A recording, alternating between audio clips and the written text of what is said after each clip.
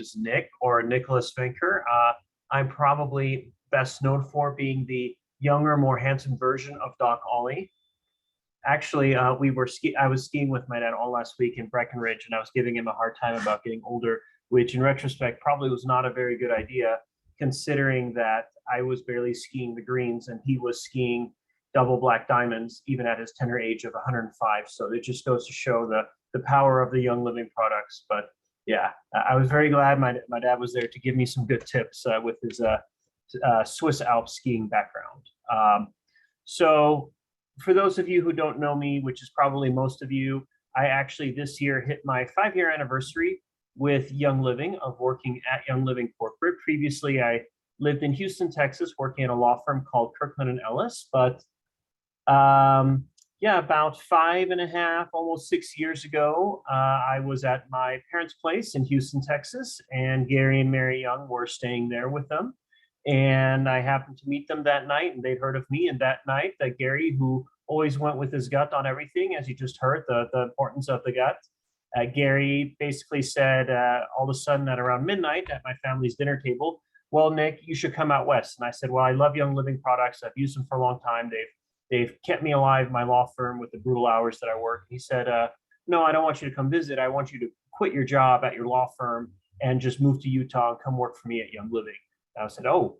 So next week I was on the Young Living jets with him and Mary, and we flew to Utah, and I met everybody. And then a few months after that, I moved halfway across the country, much to the displeasure of my then girlfriend, now wife, who thankfully followed me here because I stayed with Young Living. And I started on the Young Living legal team.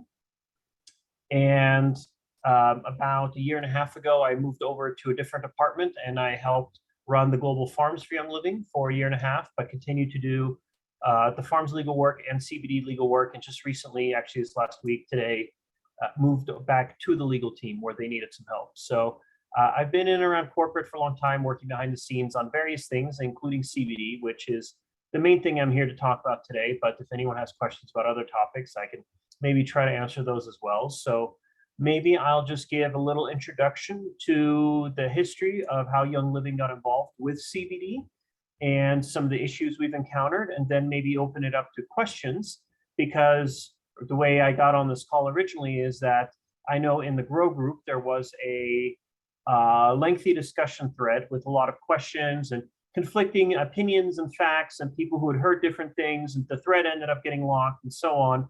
And then I had reached out to Jill and I said, hey, I actually am the CBD lawyer for Young Living, among other things, and I am the one who created most of the labels and created most of the rules and the FAQs on the K-base when you call member services and all that. So why don't I just jump in here and answer a whole bunch of these points and try to clarify things. So I'm happy to talk again on those things or other things at the end. But I'll just kind of try to give a general overview to everybody of the history of Young Living CBD and the legal history of CBD in the United States in general. I'm only going to talk about the United States for the most part. If you're interested more on the science side of CBD and essential oils, of course, there's a guy named Doc Ollie who wrote a very lengthy, very well-researched book about the power of essential oils and CBD, which for a lot of the last year, when Joe Cannon was still with Young Living, every time he saw me in a hallway, he'd say, you know, I read further into this book by a smart guy named Doc Ollie, and I really like what I'm reading about CBD and essential oils. So Joe Cannon liked it too. So I recommend that book.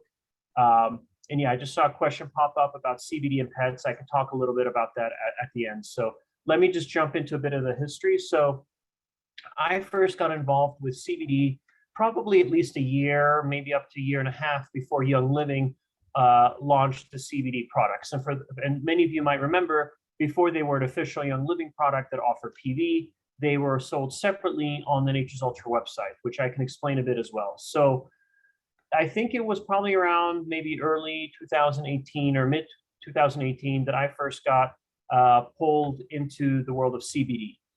When the executive team asked me to take charge on researching legalities. Now, why would you start product research with legalities? It's because at the time, some people disagree with this interpretation, but most people would say prior to the very end of 2018, CBD was illegal on a federal level in the United States. And I say federal because there is a difference between federal law and state law that I can talk about a little bit later. That's very important that some of you may already be familiar with. So the reason it was federally illegal, and the federal government, Congress, and the Senate, and all that, is because there is a federal law called the Controlled Substances Act, the CSA. And they have different schedules of like how bad, how scary, how illegal, how dangerous a drug is, right?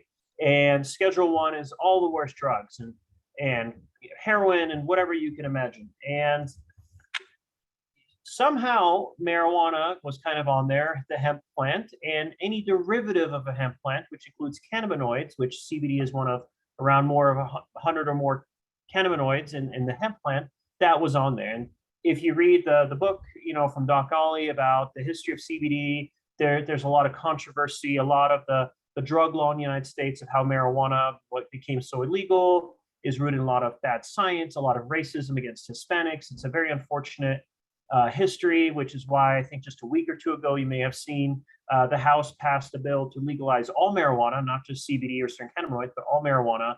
A year or two ago, Chuck Schumer in the Senate also introduced it, and there's bipartisan support for that. So a lot of the history in the United States with hemp plants or even marijuana plants, which is kind of a variant of the hemp plant, you could say, is under review now in terms of what have we really been doing the last 70 or 80 years. But back in 2018, they weren't that far yet. What they really said was, okay, well, there's a lot of cannabinoids that come from the hemp plant that are not THC. THC is one of the cannabinoids, and it's what will get you high. So why are we criminalizing everything that comes from the hemp plant if the thing we're really worried about is the strong psychoactive effect from high levels of THC? And there was a lot of political support for that because, as you read in the book, you can go back 100 years, and Henry Ford wanted to make cars out of hemp, and you can make clothes out of hemp. There's a lot of benefits to hemp. And suddenly there's a lot of interest in CBD and potentially other cannabinoids, CBN or other things. And Senate Majority Leader at the time, if I recall correctly, Mitch McConnell, he is from Kentucky. What is in Kentucky? Kentucky has a lot of plantations or farms that used to farm tobacco, which is not as popular anymore. Well, what could you grow instead? Maybe you could grow hemp plants. And then, of course, in Colorado and a lot of other states had already legalized even marijuana on a state level. And so there was a lot of support for updating what is called the Farm Bill, which is updated roughly every 4 years. And it's a massive bill with a huge amount of money, just like everything US government and everything in DC, lots of subsidies, lots of money going here or there. It's a huge deal for all agriculture in the United States. And so a lot of political fighting began to include in this farm bill, with all the money that goes out with it, some change that would take at least cannabinoids or some of these hemp derivatives off of this Controlled Substance Act. With people basically make the point that, now in retrospect seems obvious, why would you place CBD, which is really only good for you and doesn't get you high, in the same category as heroin or even as, marijuana, if you really wanted to think of it very negatively? So it almost didn't pass. And it was a huge part of debating the 2018 Farm Bill. And at the very, very end in December, right before they kind of ran out of the session, Congress finally approved it. It was bipartisan enough to pass. The Senate and the House approved it. It made it through. And then all of a sudden, kind of overnight, CBD and these other hemp derivatives were off of Schedule 1 of the Controlled Substance Act, and they were no longer federally illegal, so long as the THC content was less than 0.3%, not 3%, but less than 0.3%. So it has to have an extremely low THC content. Well, a lot of people saw this coming because it was being debated in Congress throughout the year, and people wondering, would it make it into the 2018 Farm Bill? So Young Living started looking at it. And because it was so controversial, people thought, okay, is this really going to happen? What is the exact language of the law going to be? Are banks even going to let us deal with it? They had to have a lawyer involved. And so I kind of spearheaded that for a while. And I talked with a few of the other companies that we were looking at that were early players in the CBD field. And something interesting kept happening, which is even the more well-established kind of CBD companies that have kind of been around for a few years or were getting off the ground or claim they had the best scientists. The exact same thing happened with every company that I talked to, which is We get a little bit down the way of learning about them, and everybody promised they had the best hemp or the best CBD or the best science or something proprietary, and then within a month or so, or 2 months, I would get an email. Let's say it was three people at that company who ran the company. One of them would email me saying, okay, you're not allowed to talk to the other two anymore, and you can't create a CBD product and blah, blah, blah, and threaten Young Living legally. And then within a day or two, the other two people would email me saying that about the same thing about the other two. So what basically happened is there was this gold rush for CBD, and all these companies that were in the CBD space quickly fell apart because before they even had a product, before they even had to deal with Young Living, they all got greedy. They started suing each other. They started fighting over who controls the company. And basically, these companies would fall apart before we could even do a deal with them. So eventually, we encountered Nature's Ultra, which was a company that we had some people at Young Living who had left Young Living a few years ago, and now we're with Nature's Ultra, and there were some other connections. And so eventually the decision was made to go with Nature's Ultra. And initially it was on a separate website because they were not sure first whether the Farm Bill would pass, and then after it passed, even though it was the new law, there was a huge amount of uncertainty. There was uncertainty because a lot of states had different rules than what the federal government had. There was uncertainty because the banks, like whether it's a small bank or a giant bank, they had no idea what to do with the new legal landscape once CBD became federally legal. And their lawyers didn't know what they were doing. The people who manage relationships with companies like Young Living didn't know. And so we didn't even know, look, even if we did a CBD product, even though it's not federally legal, maybe Chase Bank or another bank is not going to let us process credit cards anymore for all the Young Living people trying to order on the website. Or maybe they're not going to let us hold our own bank accounts with that bank anymore, or something else is going to happen. So that's why there was this initial delay with the products being available separately only through a Nature's Ultra website before eventually the company and the products were rolled entirely into Young Living, into the normal catalog of products. So that's kind of the origin of that. And they had a lot more products than what Young Living has. Young Living shrunk the product line down.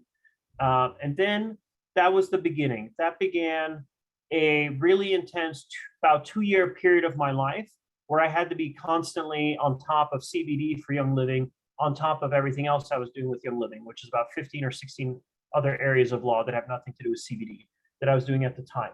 Well, why was it so difficult? Well, as you mentioned, or as I mentioned a minute ago, the banks. I cannot tell you the number of phone calls I had to be on or emails the first 2 years with Chase Bank or PayPal or Hyperwallet or other vendors with their lawyers, where they would send me a form and I would say, half your form doesn't actually make sense if you understand CBD and the law, and the other half does make sense, but it's outdated because a month ago the federal government did that, or there was a court case in Florida that said this, or you're basing this on the state law in one state, but that state already overnight changed its law.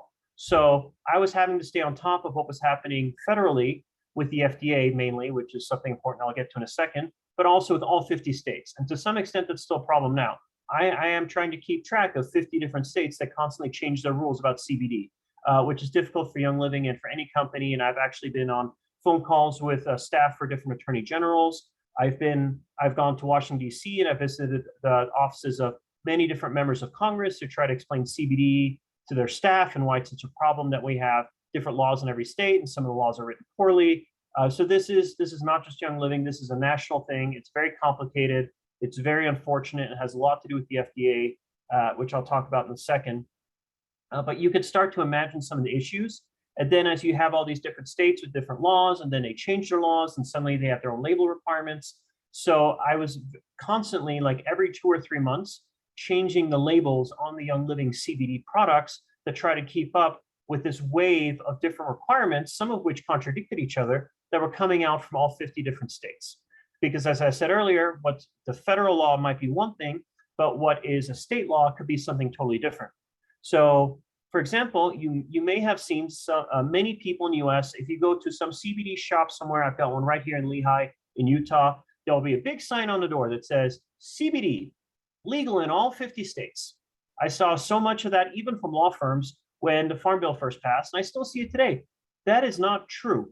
Yes, CBD is federally legal across the whole country because that's what federal means, but some laws, they may say the state law wins. Some laws are written or of the, under constitution of a certain type that federal law always trumps it. And then some laws both exist at the same time. So, for example, with marijuana, Colorado says marijuana is legal. Federal law, unfortunately, still says marijuana is illegal. And in that case, the feds could come in and shut down a shop or prosecute people if they want to, which sometimes they do.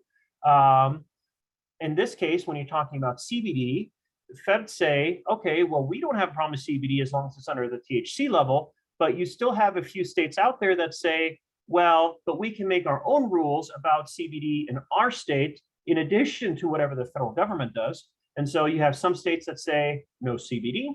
You have some states that say you can have CBD, but only if you do X, Y, and Z. You have some states that say you can have CBD products, but you can't have them in food and drink. There are some states that say you can have CBD as a tablet, oral, topical, food, drink, we don't care. In fact, if you want to do a food or drink CBD product, here's exactly how you do it under our state, and here's the agency you apply to. So every state is totally different. There's no consistency with what's legal in what state, what the labels are. Every state that has regulations has a different, body. Some of it is, in some states, it's like a medical board. In some states, it's the state's agricultural department. In some states, it's the attorney general's office or some sort of law enforcement. It is all over the place. And so this is something that I've been dealing with since the very beginning, and a lot of companies have been dealing with. And in fact, there were quite a number of lawsuits that popped up in the first year or two after the Farm Bill passed, which I was watching very closely.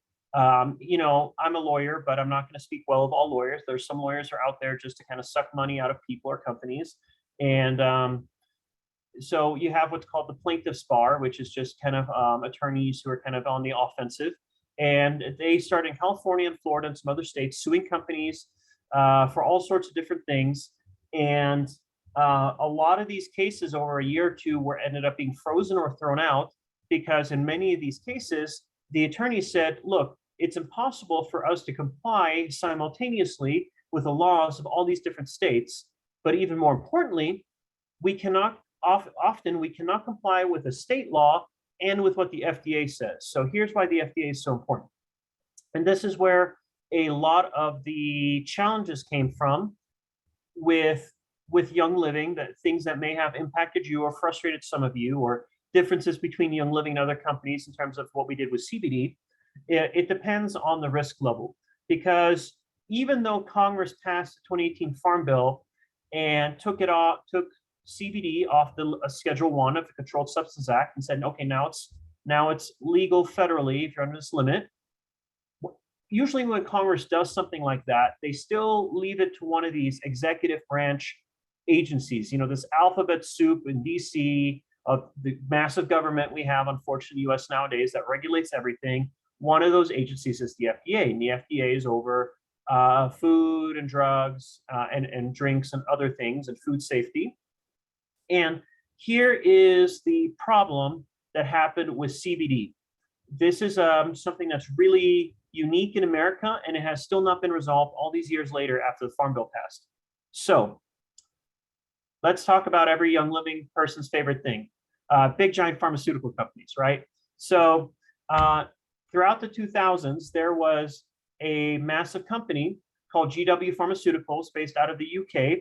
And they, even though it was kind of illegal, they were doing all these drug tests under kind of supervision of the government, under regular guidances or guidelines for how you do a drug test.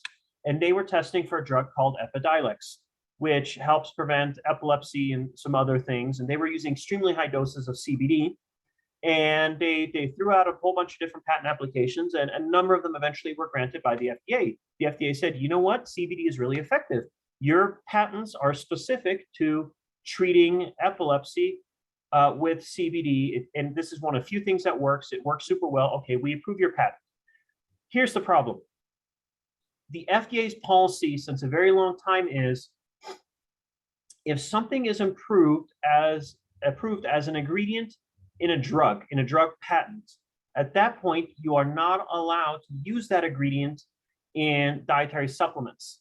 Dietary supplements are kind of this alternate pathway to make certain things available to Americans that are stop short of drugs. You know, they don't have drug studies behind them to prove them.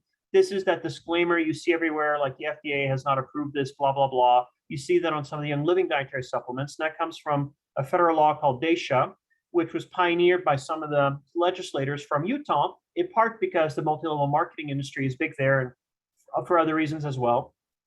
And the difference between a drug claim and a dietary supplement claim is a dietary supplement, you're allowed to market it to be taken internally. You can eat it, you can drink it, like those little capsules or power jives or something from Young Living.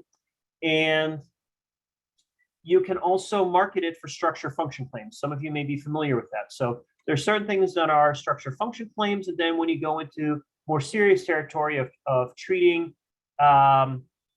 treating or alleviating serious diseases or conditions, Alzheimer's, PTSD, cancer, or even sometimes less dramatic things than that, that is a drug claim. And you need to have drug studies behind it. So here's the problem. Everybody in the world, once the 2018 Farm Bill passed, or everybody in the US wanted to say, hey, CBD is amazing. And it does so many things for you, a lot of which we can talk about with structure function claims. Let us sell this as a dietary supplement, just like all these other capsules we take. Let Young Living or whoever sell it that way, make these structure function claims, and we're all good, right? That's the obvious thing. That's what happens with a lot of products. Well, the problem is FDA gave this big giant pharma company, GW Pharmaceuticals, these handful of patents for a very specific purpose. But now all of a sudden, CBD, even though it's a naturally occurring thing in a hemp plant, is an active drug ingredient. So the FDA painted itself into a corner. So as soon as the bill passed and all the congressmen and senators said, hey, good luck, enjoy your CBD, the FDA said, well, wait, but you actually can't really take it, even though it's legal now, because you can't be a drug, because you'd have to take epidiolecs for that, and that's the only one we approved. But you can't take it as a dietary supplement or sell it as a dietary supplement because CBD is now a drug ingredient. So yeah, CBD is legal, but you can't really market it, and you can't really, sell it fairly, and you shouldn't really take it. Which is really weird, because all of a sudden millions of Americans started using CBD nonstop, which is where we've been for the last 4 years, and the FDA has never really budged from that bizarre position. And in the first year and a half, there was a guy named Scott Gottlieb, who was the FDA commissioner, and he kept saying, well, we're going to figure this out. We're going to publish a way that you can sell it as a dietary supplement. It will come out in a year, I promise you. And then Scott Gottlieb resigned. And the FDA has kind of been a mess ever since. And they've been promising for years that they're going to find a way to make it, to allow it officially as a dietary supplement. And they still have not done it, like 3 or 4 years later. And so that is the root of a lot of the problems that Young Living and other companies have with selling CBD. And that is why Young Living says on the labels, which I designed, that this is a topical product. Because if you can't sell it as a dietary supplement that you can take internally, and you can't sell it as a drug, what's left? Well, there's a category called basically like beauty products, like cosmetics.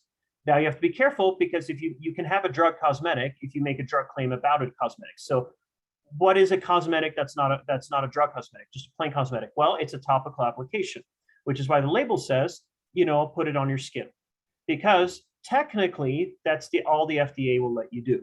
And that's why Young Living makes a lot less claims than everybody else. Now, what would have happened if Young Living made claims? As it turns out, basically until COVID hit, CBD was the #1 thing on the FDA's agenda. And for about a year and a half, 2 years, they nonstop were sending companies FDA warning letters. Some of you might remember in 2014, Young Living and some other direct sales companies got warning letters about essential oils and Ebola, and it created huge panic. And we had to change how we market and talk and be compliant and all that. And what I told the executive team at the time is I said, look, yes, there's so many companies out there that are making drug claims, that are saying, drink this, take it down your throat. But a lot of these companies are smaller companies who do not have the profile of Young Living. Governments love to attack big companies like Young Living because it's prestigious for them. Direct sales companies are already under attack by different regulators all the time for different reasons. And there's a lot of bad stereotypes sometimes, unfortunately, that I don't think apply to Young Living, but Young Living gets lumped in with the bad apples in the direct sales industry if someone wants to paint the whole industry with a broad brush. And so I said to the executive team, look, it is not worth it to put Young Living in danger and everything essential oils in danger just to market CBD as aggressively as other companies do. It is not worth it to Young Living to get a warning letter. Now, most of the companies that got a warning letter, that's all that happened is they got a warning letter. But I know that all of you out there, you don't want to have to deal with the drama of people coming to you and saying, well, I saw in the news, Young Living got another warning letter, and what's the deal? It was deemed safer to just market it within a limited realm of how the FDA technically said it can market it. And the FDA really was every 6 to 8 weeks sending waves of warning letters to 10 or 20 companies at a time. And the weird thing that emerged is you had to kind of start reading between the lines of these FDA warning letters to figure out what are they really trying to tell companies to do or not do. Because they would always say, by the way, you can't sell as a dietary supplement. You can't tell people to take CBD internally, to swallow it or drink it. You can't say this, you can't say that, even when it's stuff that is totally proven scientifically about all the benefits of CBD, you are not allowed to say it because you can't market it because the FDA say so. But that usually wouldn't be the main thing that they send out a warning letter for. Usually they'd find the most egregious companies that are out there saying, hey, take CBD for Alzheimer's or cancer or PTSD or whatever it is. And they would hit those people because those are the kind of the most serious cases. And they would tell them, don't do that, don't do that, don't do that. And by the way, you also can't sell as a dietary supplement. And you can't tell people take it internally, blah, blah, blah.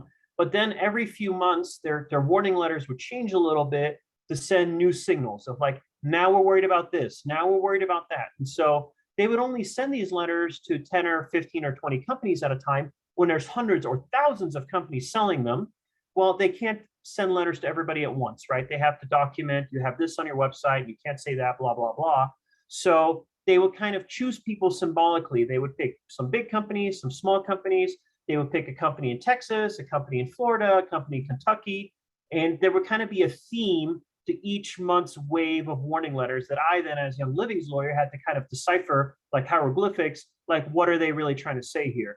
But eventually the patterns became obvious. So one wave might be like, hey, we're really concerned because you said on your website you should give CBD to kids, but we don't have safety studies about CBD to kids. Another time it was a whole bunch of companies that were also marketing CBD for pets. And they were like, you definitely cannot market CBD for pets. Super illegal. We definitely don't allow it. There's no studies on it. God knows what CBD will do to your dog. You are not allowed to market CBD for pets. So then within a week, I had emailed all the departments at Young Living. I said, well, we got to pull Nature's Ultra, pet oil. Sorry. But the FDA made it really, really clear. They don't want you to do that. And we don't want a warning letter. Now, the ironic thing is, I'll just be honest about this,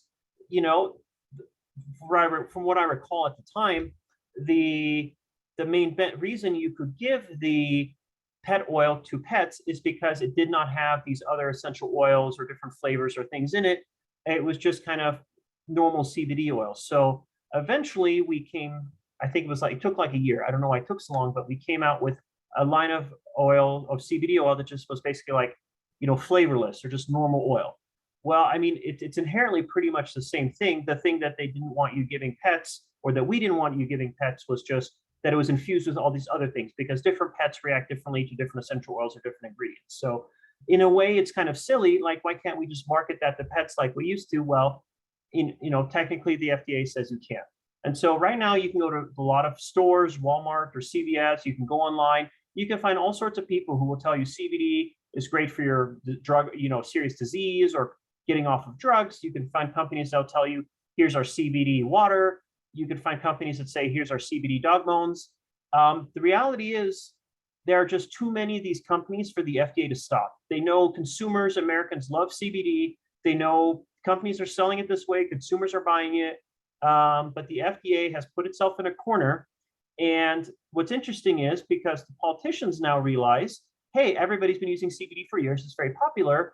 We want to be popular with the people. So why don't we force the FDA to finally allow CBD at least as a dietary supplement, right? Or if not food and drink altogether, which is what many other countries do. So why can't we do what other countries do?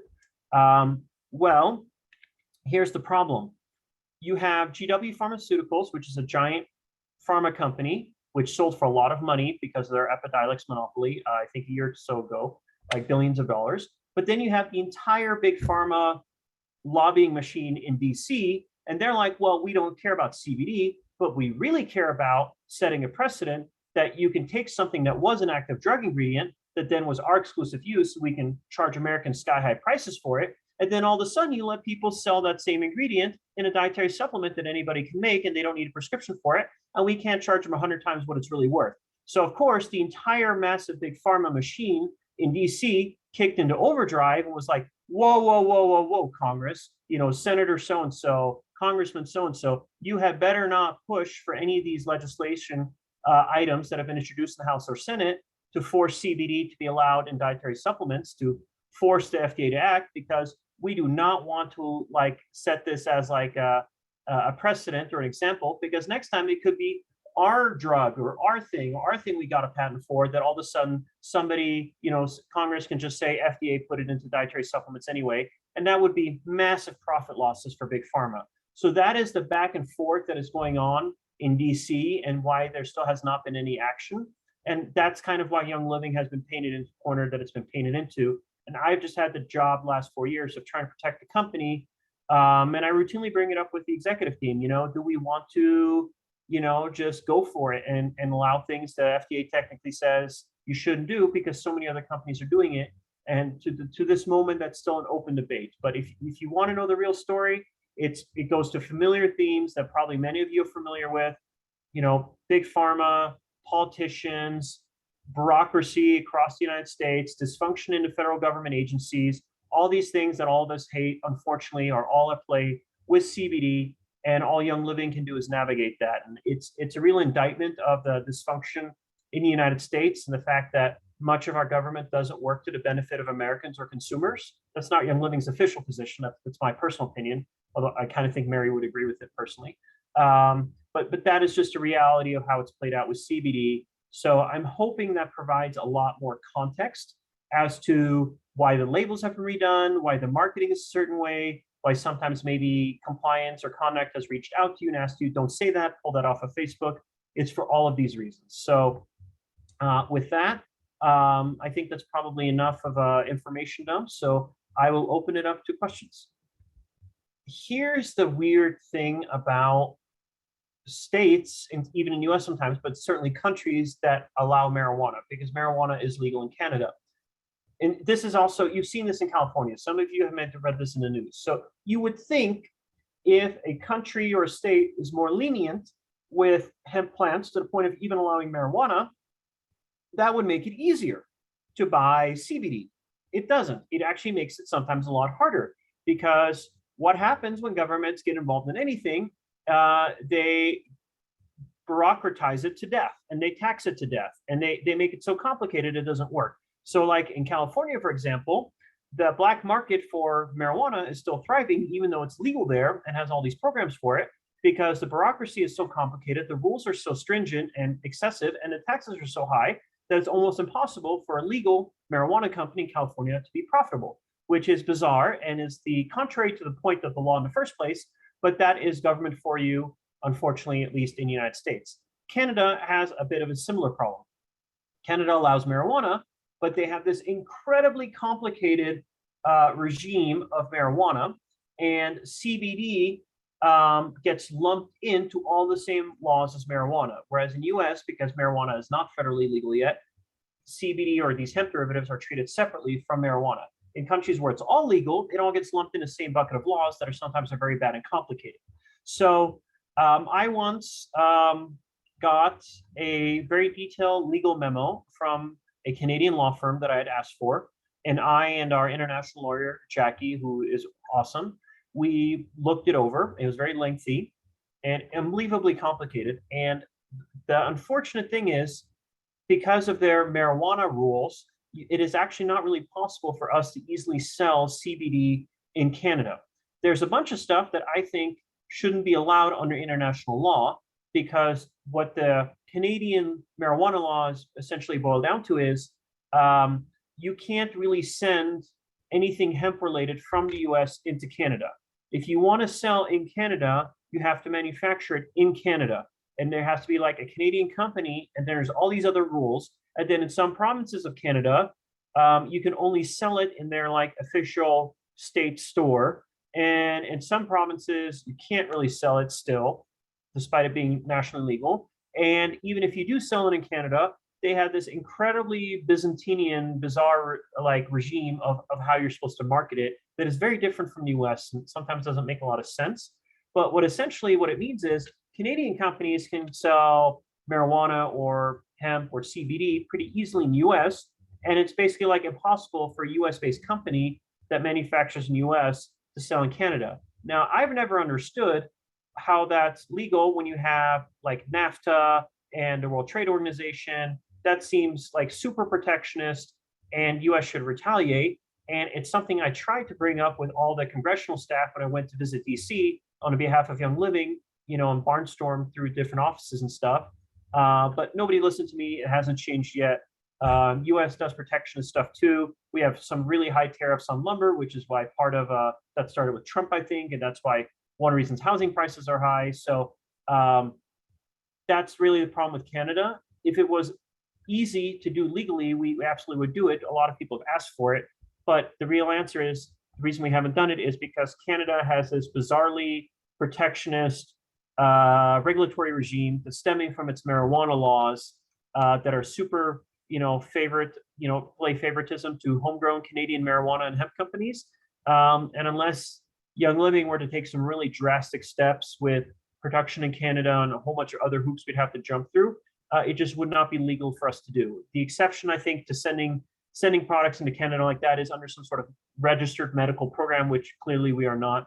And so maybe at some point in the next few years, we'll have some options to open things in Canada, or Canada will change its laws. But until that happens, that is why we don't have those products in Canada. The only country where I've explored the CBD laws outside of the United States is Canada. I'm a bit familiar with some of the stuff in Europe, partly because of my dad, or partly because of things I've done at Young Living. But most of those products, most of those international questions are not my jurisdiction. The attorney I mentioned earlier, Jackie, who recently was promoted to senior vice president at Young Living, her office is next to mine as of today. She is the one who does the international research. And so the other thing is you have to remember, leave aside CBD for a second. Take any Young Living product, one that is not controversial legally at all. Many of you who have downlines internationally or are international, you'll know it can sometimes take a long time for even a totally normal product to get to you. And having worked at corporate, I can tell you it's not because people at Young Living are stupid or lazy or slow. The laws to get into certain countries are incredibly convoluted. Young Living has to be really careful not to do something that will get into trouble with import-export authorities of a country, or whatever department regulates sales, or sometimes they have a special license for a multi-level marketing company. And the last thing you want to do is send products by accident to a country where you don't have not gone through all the legal hoops, which can sometimes take years.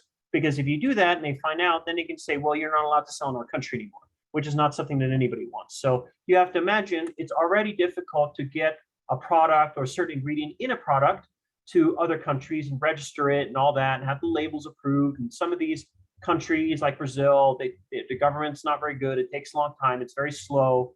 And then you add CBD on top of that, which many countries are still trying to figure out what their CBD laws are. It just makes it even more difficult. So that is why the rollout of CBD to international markets has unfortunately been somewhat slow. And CBD especially, the rules get really weird. Like, CBD, I think Japan was the first place we opened internationally. Well, Japan is, as far as I know, the only country in the world that has this weird rule that says, yeah, you can sell CBD products in our market, but the CBD has to come from the stalk of the plant. And every person out there who's a farmer or a scientist or a marketer of CBD is like, why would you care that it's from the stalk? What is the point of that? But that's their rule. So then you have to like reconfigure your supply chain and figure out your labels or sticker over or something like that. And that happens all the time with other products too. Like there might be products that Young Living sells that are super non-controversial, in many countries. And then one country will say, well, we are really sensitive about that ingredient. In fact, we don't want you to sell it here. And then Young Living has to reformulate the product to leave out that one ingredient or two ingredients just for that market, which may or may not be worth it. Or even if it's worth it, it takes a long time. So that's just a little bit into the insight from the corporate perspective of getting some products, including CBD, into international markets. In the beginning, Young Living, I know with our software, we were monitoring social media very heavily. I was involved in some cases about people saying things about CBD. We were asking them not to say. The safest thing is don't put pictures on Facebook or TikTok or whatever, chugging CBD, Young Living Nature's Ultra down your mouth. Don't go online talking about how much it helped you with your Alzheimer's or your PTSD or your other serious, diseases. There are some things that are a bit in the gray area. So, the muscle rub, it's hard to talk about the muscle rub without talking about muscles. And so we say something very mild, like officially we say helps alleviate or soothe sore muscles. Because even the very mild things can go into the territory of, even if it's not a drug claim, it can be a dietary supplement claim, a structure function claim about the body. So that is something that Young Living has been dealing with on the corporate side. I can't tell you over the last few years, the amount of blog posts, video presentations, employee trainings, email communications I've reviewed about CBD, where I've had to just go through and gut stuff, even though it was very innocent and all true scientifically, just because we were trying to be super conservative. So if you're a distributor, what I would say is avoid talking about serious drugs or diseases. Don't post pictures or tell people, to just take it in their mouths and stuff. To take it internally. I see a lot of people saying, well, if you put it under your tongue, that's not internal use. Well, it is. Yeah, the FDA will absolutely tell you that. Every direct sales company will tell you that. Where does it go after it's been on your tongue? I mean, it's already in your mouth, and then it's going to go down your throat. So it's the same thing as eating or drinking it. Now, there may be a chance that Young Living, relaxes its policies. And really what we monitor and what a lot of the government agencies monitor is what you put in writing online, or maybe sometimes in a recording if you have a video or something. But really, the things that what the government agencies really care about, what Young Living worries about getting in trouble with, is someone posts something on social media and then it goes viral. And then it becomes too difficult for Young Living to stop, and it goes viral enough that it gets on the radar of these government agencies. And then Young Living gets a warning letter basically saying, hey, Young Living, why are you not better policing your people? So now what you say in your own home or on a phone call or in person, that's not going to freak out the FDA. It's not going to freak out Young Living. And the one benefit about CBD that's really interesting is Young Living may be conservative, but, there's so much out there now about CBD and hemp, including Doc Ollie's book or whatever you want to do. You can go find all the scientific information about everything CBD does in the human body and all the benefits easily, right? You can throw your monitor at the wall and it will come up with 3,000 websites that all tell you whatever, or YouTube videos. And so it's not a secret. Most people in America know about it now. You can easily look it up yourself. So even if Young Living doesn't put it out officially, or even if we don't want you putting up a whole article, lengthy thing you wrote on Facebook about CBD cures your this, that, and what, don't do that. Be a good distributor. But if someone wants to research that, there's plenty of literature out there they can find without a Young Living person marketing it as a Young Living distributor. People can find it on their own, or you can find it on your own. Just do not use it to publicly market and sell CBD, because the FDA says you're not allowed. That's like an unfair advantage almost, even though everybody else does it. You can't use those drug claims or structure function claims to market your CBD, to sell Young Living products, or recruit people into your downline. So just don't do that in a public way in your public marketing. Young Living Corporate doesn't either currently. And if we change our mind about that, we will let you know. I am very, very involved with CBD development at Young Living, and I have a keen interest in expanding the offerings of CBD products, including into all sorts of new and interesting things. There's nothing official on the way, but I am involved with those types of questions and have been for a long time. I actually lead a group of people looking into those types of questions. And it is definitely something we'll look at in the coming years. One thing that is very important for me that I've made very clear to the executive team at Young Living and to everybody else at Young Living, these different departments, scientists and others who work with CBD, is if we are going to roll out new products or a new product line or anything like that, I would want to make sure that it is really something special, that it is different from what we already offer, and as much as possible is different from what other companies offer, scientifically or in terms of what it's mixed with or whatever it may be. And that is very difficult because everybody and their mom jumped into the CBD space. And a lot of companies burned out. But there's still, there's like Walmart now has probably their own brand. And Coca-Cola has been waiting for 10 years to make a CBD Coca-Cola. They have the recipe, right? It's all there. They're just waiting for, the government to change its mind. So I want to make sure that if Young Living offers a product, especially if there's PV attached and maybe a higher price than some other competitors, that we have something really special scientifically and something verifiable to differentiate our product as a premium Young Living product, as a premium CBD product that is different from what we already offer. So, and that can take a long time to figure out because that's something a lot of companies are trying to figure out is how do we make our CBD products different from everybody else's CBD products? And so if there is something on the way, probably will not be here for quite a long time, but it is something that I'm looking into actively and that Young Living is always open to. I think you can already knock out the vast majority of CBD products on the market as do not buy, regardless of whether it's full spectrum or isolate or whatever it is. And this is why one of the reasons Young Living charges a bit of a higher price and why a lot of people continue. I mean, our CBD sales are still very good, even years later. Let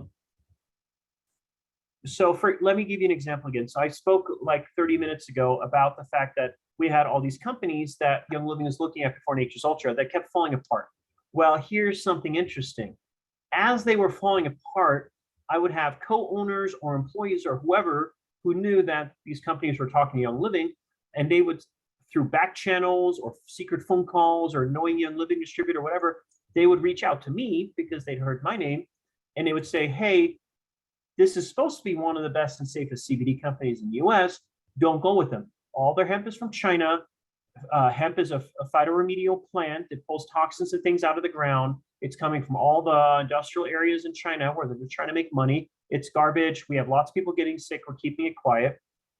Even outside of extreme cases like that, there are so many companies like Dr. Oz did a special about this. It's all over. You can find this easily online. A huge number of the companies out there that have been selling CBD the last several years in the United States, I would say probably the large majority of them, what they're selling you is either not safe, it may be almost no CBD or less CBD than advertised on the label. It may be way more THC than what's on the label, so it may actually be illegal or get you high, or cause you to eventually fail a drug test because it builds up in your system like crazy. So you can already knock out the vast majority of CBD companies because they will sell you mislabeled or dangerous products and call it CBD and tell you it's the best CBD in the world. Young Living is not going to do that, which is one reason to go with Young Living, regardless, isolate, full spectrum, whatever.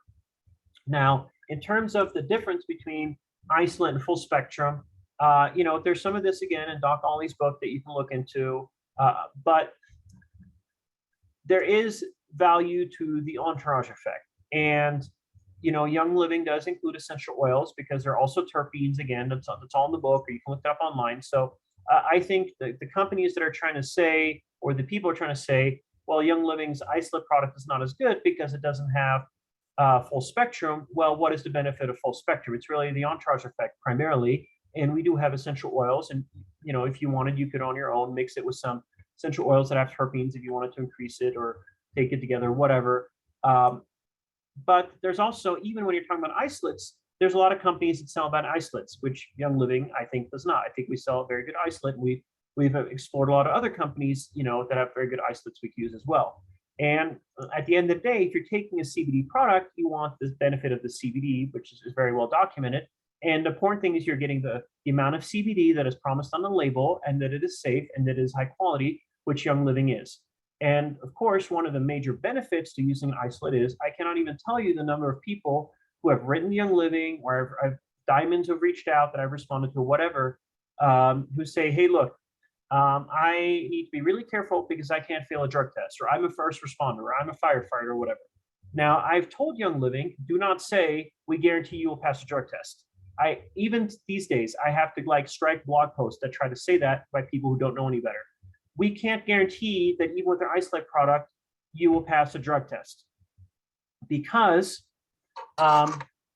okay, what drug test is it? Who's giving it? Are they giving it properly? Right? I have heard of many cases, not just Young Living, where person will say, "Oh, I got fired because I failed a drug test." Okay, what was the drug test that your company gave you? It was this $5 test from CVS. Okay, well, what is that test? Turns out it's a garbage test that's cheap that cannot even tell the difference between THC and CBD. So even if they're taking something with no CBD, if the drug test is bad or it's not administered properly, you could still fail the drug test and the government or the military or your employer can fire you. So how on earth is Young Living going to guarantee that you pass a drug test? Now, what we do put on the label, what I ultimately kind of compromised on is I said, Young Living, our products contain 0.0% THC. Well, why that number specifically? Why not the word zero, which I also struck from labels? Well, this gets into the world of state regulations and lawsuits and class action and blah, blah, blah. Basically, what if I had written on the label the word zero, and then somewhere to like the 6th decimal place after the zero, someone found a tiny, tiny trace of THC, infinitely far below the federal legal limit or anything that would get you high, but technically it's more than the word zero. So now Young Living has a class action lawsuit. This is type of stuff a big company has to worry about. And it's not just academic. There is an entire cottage industry of lawyers in the state of California for an idiotic law called Proposition 65 that exists to sue companies over the most bizarre things. In fact, California has some other laws that require you to say certain things. And when you say that, it technically violates Prop 65, and then they sue you under Prop 65, which just tells you how crazy laws in California are. But in general, that can happen anywhere, that people will sue you over something like that. And Young Living gets hit with crazy stuff all the time. So I will tell you that back when Mike Luke was with the company and he worked on the testing, he'd said, look, we've tested this out to like 5 or 6 decimal places. We've never found any THC, which makes sense because if you think about it, by definition, how would an isolate have THC? But we put 0.0 as a number on the label to avoid, in case there's ever some freak act of God that somehow there's the world's tiniest trace, totally immaterial, of THC in a product, that someone doesn't try to sue us over it. But again, if you are taking an isolate product that is quality, like Young Living's product, and you're taking a legitimate test that is administered properly, then I don't know how it will be possible to fail a drug test unless you're also taking other things that build up THC in your system, and then you fail a drug test with that. So that is one of the huge benefits of an isolate that I know is really important to a lot of people in Young Living. But from a scientific perspective, you can ask Doc Ollie, but I have looked at full spectrum products, and it's something I'm open to at Young Living as maybe an offering one day, but I don't see any reason to believe any of the people say, well, it's an isolate, so it's automatically worse. I don't think that's true, especially not when we have essential oils for the terpenes. One quick thing I would say about CBD for everybody who's on here, also to tell your downlines, is, and I put this in a lot of Young Living's material that goes out, you are responsible for knowing the laws where you live, whether it's your county has some weird rule or your state, wherever you live.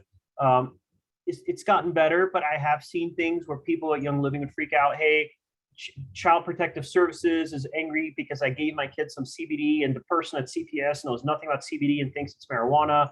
I actually had a thing in last month where I reached out to a diamond in Texas because a relative of hers had Young Living CBD in their backpack, and then the school said she failed a drug test and she was getting in trouble. So within 24 hours, I had written a letter to the school district. It actually was where I went to school way back in the day, turns out, and basically saying, hey, this shouldn't be possible. I'm happy to talk to you.